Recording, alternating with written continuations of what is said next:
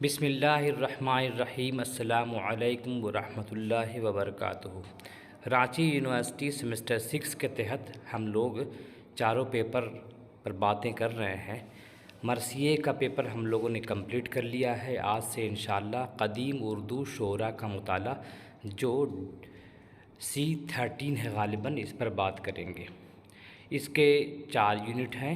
Unit 1 میں ولی، میر اور درد کے بارے میں ہے، فکر و فن کے حوالے سے گفتگو کرنی ہے۔ یونٹ 2 میں ولی، میر اور درد کی شعری خصوصیات پر بات کرنی ہے۔ یونٹ 3 میں مومن اور میر پر خصوصی بات کرنی ہے، اور یونٹ 4 میں 4 غزلیں ہیں جن کے حوالے سے بات کرنی ہے۔ آج انشاءاللہ ہم لوگ یونٹ 1 کے تحت ولی، فکر و فن پر بات کریں گے انشاءاللہ۔ اس کا پہلا حصہ مختصر سوانح ہیں، کیونکہ ہر شاعر کو جاننے سے پہلے اس کے پس منظر کو جاننا ضروری ہے، اس کی سوانح عمری جاننا ضروری ہے، جس عہد میں اس نے آنکھیں کھولی ہیں وہ جاننا بے حد ضروری ہے۔ تو آج ہم بات کرتے ہیں مختصر سوانح۔ ولی کے نام اور وطن کے بارے میں اختلاف ہے۔ اہل گجرات انہیں گجرات کا باشندہ ثابت کرتے ہیں۔ اہل دکن کی تحقیق کے مطابق ان کا وطن اورنگ آباد دکن تھا۔ زیادہ قرین قیاس یہ ہے کہ وہ اورنگ آباد میں پیدا ہوئے، حیدرآباد میں تعلیم حاصل کی اور احمد آباد میں ان کا انتقال ہوا۔ اس لحاظ سے ان کا تینوں شہر سے رشتہ ہے، اور تینوں شہر والے اگر اپنا ذکر کرتے ہیں، ولی کے ساتھ اپنے نام کو ثابت کرنے کی کوشش کرتے ہیں تو کوئی مذاکرہ نہیں ہے۔ ولی کا اصل نام ولی محمد تھا اور لقب شمس الدین۔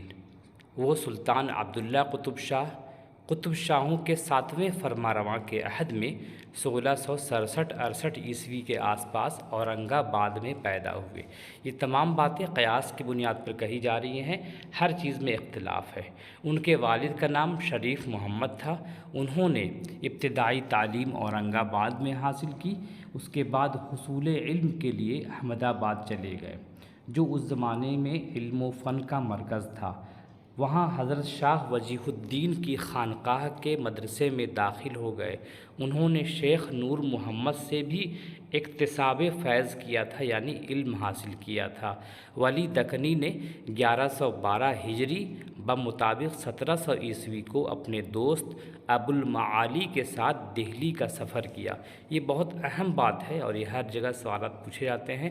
عیسوی بھی آپ یاد رکھ لیجئے اور ہجری بھی یاد رکھ لیں کہ ولی دکنی 1700 عیسوی میں دہلی آئے اپنے دوست ابو المعالی کے ساتھ، اور دہلی میں ان کی ملاقات سعد اللہ گلشن سے ہوئی تھی۔ اس زمانے کے مشہور آدمی تھے۔ یہ مغل بادشاہ اورنگزیب رحمۃ اللہ علیہ کا زمانہ تھا جب ان کی ملاقات سعد اللہ گلشن سے ہوئی تھی۔ تب جب ملاقات ان کی ہوئی تو انہوں نے شاعر ہونے کی حیثیت سے ولی دکنی کو انہوں نے 3 مشورہ دیا۔ بعض کتابوں میں 2 مشورے آتے ہیں، اور اس کو تفصیل سے ہم لکھیں گے تو 3 مشورہ ہو جائے گا۔ نمبر 1 کہا کہ کلام میں دکنی الفاظ کا استعمال کم سے کم ہونا چاہیے، کیونکہ ولی کا شمار دکن سے تھا، اور ولی دکن کے تھے، اور شمالی ہند، جنوبی ہند اور شمالی ہند میں کافی دوری تھی اس زمانے میں، آج بھی ہے۔ آج بھی افسوس کی بات یہ ہے کہ وہاں کے ادیب اور شاعر کو ہم نہیں جانتے ہیں، یہ ہمارے لیے افسوس کی بات ہے۔ تو انہوں نے کہا کہ تم اگر شاعری کرنا چاہتے ہو، اچھی شاعری کرنا چاہتے ہو، آفاقی شاعری کرنا چاہتے ہو، تو تمہیں 3 مشورے دے رہا ہوں۔ نمبر 1 اپنی شاعری میں دکنی الفاظ کا استعمال کم سے کم کرو۔ نمبر 2 فارسی کی شعری الفاظ کا استعمال ہو، فارسی کے جو مشکل الفاظ نہیں ہوں، جو شیریں میٹھی زبان ہے نا، فارسی بھی، فارسی زبان شیریں است، ہم نے بچپن میں پڑھا تھا، تو فارسی کی شیریں الفاظ کا بھی استعمال کر سکتے ہو۔ اور نمبر 3 جو اس کا مشورہ تھا ان کا، وہ ہے فارسی شاعری میں جو مضامین موجود ہیں انہیں اپنی زبان میں ادا کرو، جو باتیں اس میں کہی گئی ہیں اس کو اپنی زبان میں ادا کرو، جو محاورے ہیں، جو اور دوسری باتیں ہیں۔ یہ بہت اہم باتیں تھیں جو شیخ سعد اللہ گلشن نے ولی دکنی کو بتائیں۔ اس کی وجہ سے ایک انقلاب آیا۔ وہ کیا انقلاب آیا وہ آگے چل کر ہم لوگ پڑھیں گے۔ ولی دکنی نے دہلی سے واپسی پر پھر وہ دہلی سے واپس چلے گئے اور اپنی شاعری کا رنگ بدلا۔ اور 1719 عیسوی میں ان کا دیوان دلی آیا۔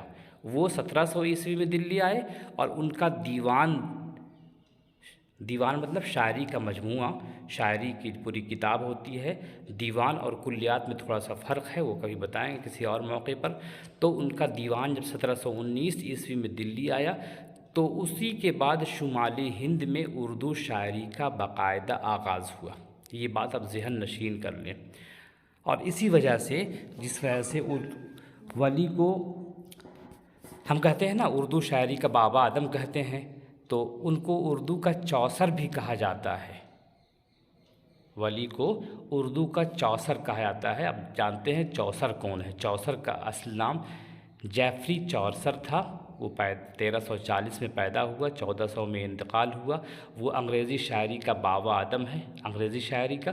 بچپن میں شاہی محل میں ملازم ہو گیا۔ ان دنوں برطانیہ میں ایڈورڈ سوم کی حکومت تھی۔ بادشاہ اس کے حسن کارکردگی سے بہت خوش تھا۔ ایک بار انگلستان سے فرانس ایک مہم روانہ کی گئی جس میں چوسر بھی شامل تھا۔ اس مہم میں چوسر کو فرانس میں قیدی بنا لیا گیا۔ آخر شاہ انگلستان نے تاوان ادا کر کے اسے چھڑا لیا۔ اس کے بعد اٹلی اور چند روز دوسرے ممالک میں برطانیہ کے سفیر کی حیثیت سے بھیجا گیا۔ 1369 میں اس کی شاعرانہ زندگی کا آغاز ہوا۔ چند ہی سالوں میں انگلستان میں اس کی شاعری کی دھوم مچ گئی۔ اس کی نظموں کا انگلستان کے لوگوں پر وہی اثر ہوا جو اٹلی میں دانتے ایک بڑا شاعر تھا جن کی کتاب تھی تربیہ خداوندی، ڈیوائن کامیڈی، بہت اہم کتاب ہے جس کا اردو میں ترجمہ کیا گیا ہے تربیہ خداوندی کے نام سے،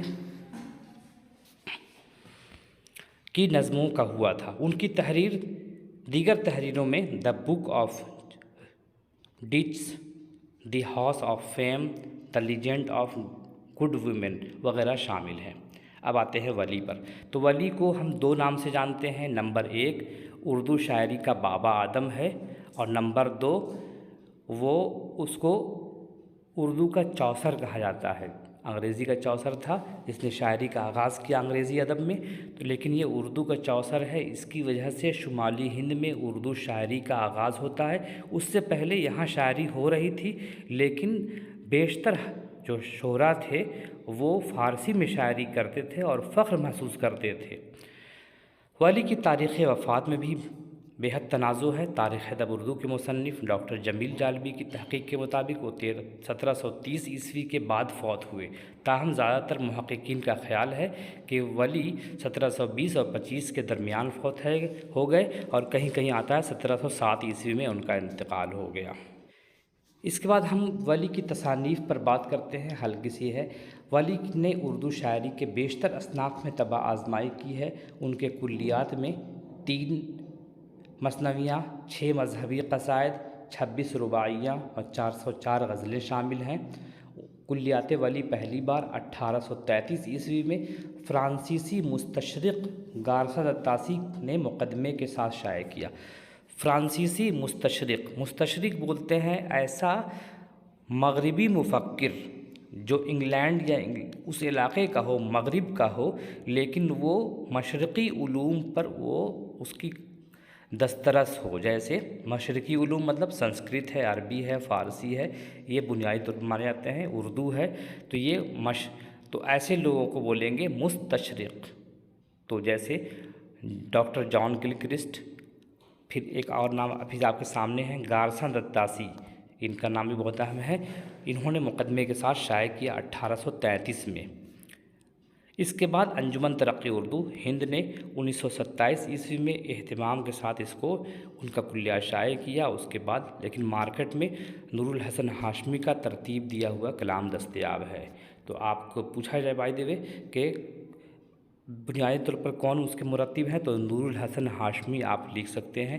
ولی کے حوالے سے چند کتابیں ہیں جو آپ کے لیے مددگار ثابت ہوں گی۔ ولی ایک ایسا شاعر ہے جس کو ہم بار بار پڑھیں گے، میٹرک میں، انٹر میں، بی اے میں، ایم اے میں، اس کے بعد جب پڑھانے کی نوبت آئے گی آپ کو تب بھی۔ تو ولی اس لحاظ سے بہت بڑا شاعر ہے۔ ان کے نمبر 1 ہے انتخاب ولی، اس کا ترتیب اور مقدمہ لکھا ہے ناصر کاظمی نے۔ سید ناصر رضا ناصر کاظمی کو ہم جانتے ہیں، جدید شاعر کی حیثیت سے بہت اہم شاعر مانے جاتے ہیں۔ 1991 عیسوی میں ان کے بیٹے نے बासिर काज़मी ने इसको तरतीब देकर शाये किया है। दूसरी किताब है वली दक्कनी, तसव्वुफ़, इंसानियत और मोहब्बत का शायर, प्रोफेसर गोपी चंद नारंग ने 2005 में इसको तरतीब देकर शाये किया। तीसरी किताब है वली गुजराती, सैयद ज़हीरुद्दीन मदनी 1950 ईस्वी में। फिर वली पर मोनोग्राफ है, पतली सी किताब है 80-90 सफ़हात की, नूरुल हसन हाशमी ने 1988 में इसको साहित्य अकेडमी नई दिल्ली से शाये करवाया। ये किताबें हैं जिनसे आप मुस्तफ़ीद हो सकते हैं वली की सवाने के हवाले से। वली पर जो काम हुआ है वो बहुत अच्छा खासा काम है, आप उससे मुस्तफ़ीद हो सकते हैं। फिर मिलेंगे हम वली के कलाम के हवाले से, तब तक के लिए इजाज़त दीजिए। खुदा हाफिज़।